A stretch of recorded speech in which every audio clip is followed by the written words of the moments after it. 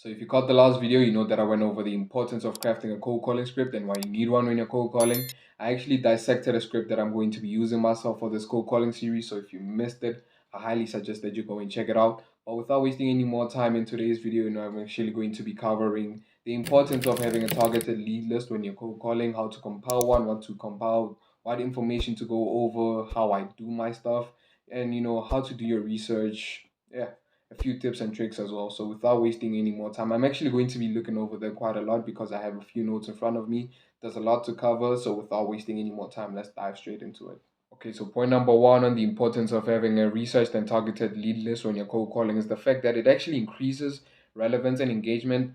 So what I mean about this is that it makes your cold calls much more relevant towards their needs and interests and also their pains, right? So when you speak on things that they actually do want to hear about or things that are actually relevant towards them, it's going to obviously lead to engagement. From engagement, you're going to be getting conversion, right? It's a funnel basically. So once you get to the conversion part, you will be converting them from cold prospects to then having meetings. From meetings, then you possibly have clients, right? So spend your time on actually researching, because then you won't have to hop on thousands and thousands of meetings without converting them to clients. That's point number one. So point number two, what's point number two? Point number two is the fact that it actually improves efficiency and return on investment. So what I mean about this is that you're actually going to be doing this much faster, and you're not going to be wasting your resources that you use to cold call. You're not going to be wasting your time on calling people who are not even interested in your services. So you just check basically when you do your research on who is much more likely to be interested in your service. And that basically means that you're going to be converting much faster, just like I said in the first point. These points are kind of similar, right? And the third point is a point that I actually don't want to touch on. I've been touching on this point.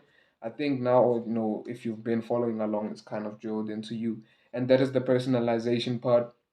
Once you do your research, it's going to be much easier for you to, personalize your outreach and your cold calls and so forth. And we already know that, much more personalized things are actually quite good for conversion, right? So those are the 3 points on the importance of making sure that you have a targeted lead list, right? Ugh, brother, ugh. What's that? What's that, brother? Okay, so I'm going to be going over the resources that I use when compiling my leads list. It's really not complicated if I'm being honest with you guys. So I first of all use Google Maps, D7 Lead Finder, sometimes Facebook, then LinkedIn. So they all have their own role to play in this puzzle piece, and I'll be going over some of the advantages of using these. First of all, Google Maps, the most important one, the only one that you actually need, honestly, right? It gives you access to everything else. So first of all, I use Google Maps for two things. First of all, reviews and also the owners' names, right? So most people actually have the opposite approach in terms of reviews. I look for good reviews. Those are the people I want to call up. And some agencies call up people of bad reviews because they can help them get better reviews, right? So for me, bad reviews are just a bad company to work with. That's how I see it. Then I actually go into the reviews and I start reading reviews for the owners' names, because for me, especially for me, let me just say for me, it has never failed me, bro. Never failed me, not even once. Every single time I got an owner's name through reviews, it's always been the right owner.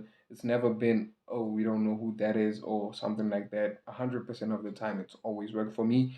And what I do is I look for a name that shows up the most frequent show up name that shows up. That's the number that, or that's the name that I use as the owner's name, right? So what I mean is actually go on and check. So what happens in my niche is that mostly it's always, for example, John and his team, John and his team, John and his team, John and his team are doing a great job, so forth, right? And John is the most frequent name that you see. So I write it down as the owner. Then I just have to confirm by going onto the website, which is the next step. You go onto the website to confirm, first of all, the owner's name, confirm contact details, and get access to their social media, which is what I check is the Facebook. Then if I don't have the owner's name, that's when I'm going to go to LinkedIn, right? So what I do at Facebook, I go on Facebook, and I only care about one thing on Facebook is to see if they're running ads, right? So what I'm going to going to do is you're going to go to page and transparency, if I'm not mistaken. After going to page and transparency, you're going to scroll down. the last thing you're going to see is if they are running ads or not. So Facebook is going to tell you this page is currently running ads or is not running ads, right? And that's it. That's all I check, honestly. Like I said, it's really not complicated. That's how I do it. I hop on the website to first of all also just confirm by checking the about and also the meet the team section. It always tells you the directors or the important people that you need in terms of cold calling. Those are the things I check, honestly. Those are the only things I check. Then after there, I have everything with all that information noted down on a notebook. Always keep a notebook with you somewhere to note these things. With all that information noted down, I then transfer it to a spreadsheet. So what we track on our spreadsheet is the name, company name, email, contact details, phone number, what else? Whether or not we booked the meeting, then also the percentage of meetings that we book from each call and the call length of each call so that we can also get the average of how long each call is, right? And those are the things that I do check. So it's quite simple. There's nothing really deep that goes into compiling a lead list, but then you do need to conduct your research so that you actually approach people in the right way because you may have different people. Then yeah, bro, always use a criteria of your own. It's different in each industry, in terms of who is important, who you may reach, and who you can't reach. So based on your industry, it all depend on how deep you go in terms of your research, right? So yeah, bro, it's really not complicated. Then yeah, always use a CRM or a spreadsheet. I use a spreadsheet.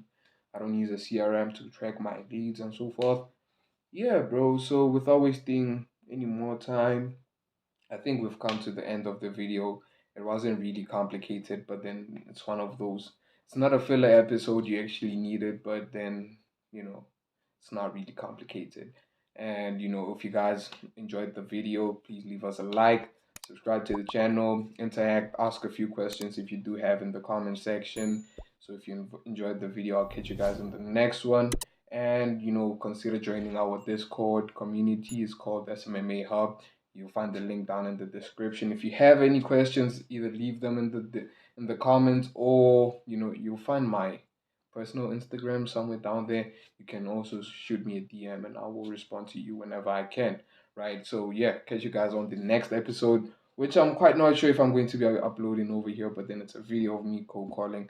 I'm going to either upload it on YouTube or upload it on the Discord or just live stream it on Discord. So yeah, peace.